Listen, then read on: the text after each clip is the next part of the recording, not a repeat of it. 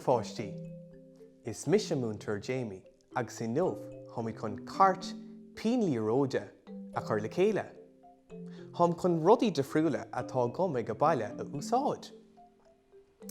An céad rud atá ag teastáilt ná píosa cairtchláir nó bár do Bosca cosúla seo.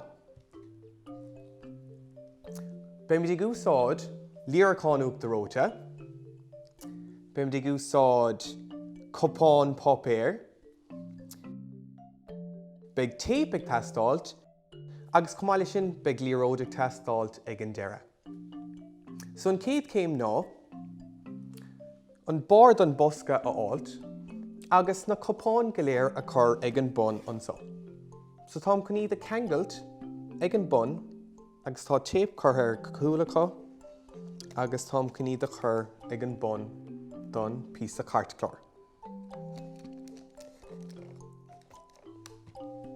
So sin an céad céim a pháistí. So inis, tá na Cupán ag an bun don píosa cairtchláir, agus tháinig chun na líreacáin uachtaróide a cheangailt leis an píosa cairtchláir inis. So feadh an céad líreacáin uachtaróide agus cheangail é le píosa Téip.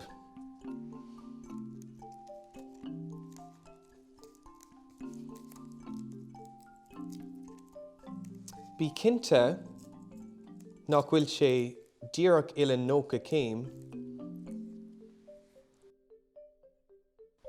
tám chun an dara líreacáin uachtaróide áilt, agus é a cheangailt chomh le píosa Téip.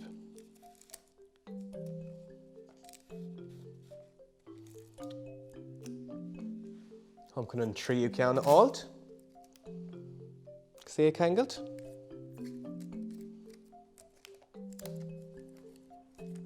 Agus an ceann dearnach, an ceathrú ceann, agus tám chun é a cheangailt le píosa Téip chomh.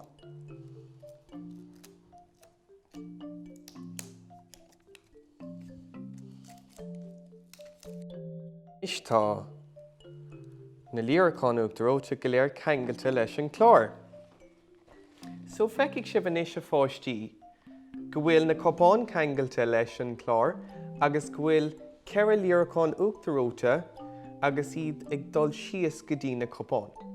So Trealamh inis le Liathróid bháin, agus feicimid cén Cupán ina racaigh an Liathróid STEAM.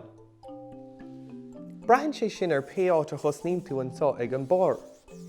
So má thosnaíonn anseo agus feicimid cén áit a héana an Liathróid. Agus chuig sé steacadtí an ceann bán dearg arás. Trealamh a ríist, ach b'fhéad go dosnóid ar an taobh seo. Agus chuig sé steacadtí an ceann buí. So pháistí ag go baile, trílaigí, b'fhéidir le de drothar nó le de drofuair, buile faoi thuairim ar cén Cupán ina racaigh an Liathróid STEAM nuair a thosnaíonn tú in áit a friúil suas an sáig an bár. Mar deireadh tám chun tríalta bháin eile a dhéanamh leis an tríomh Liathróid, agus le cúnamh déireach sé steacadtí an ceann goram. Arás anna bhas a fuair an trídá de friúla. Inis a pháistí bunig í thana bhas bhuair Clár pionnliathróide a chur le chéile ag go baile. Slán a pháistí!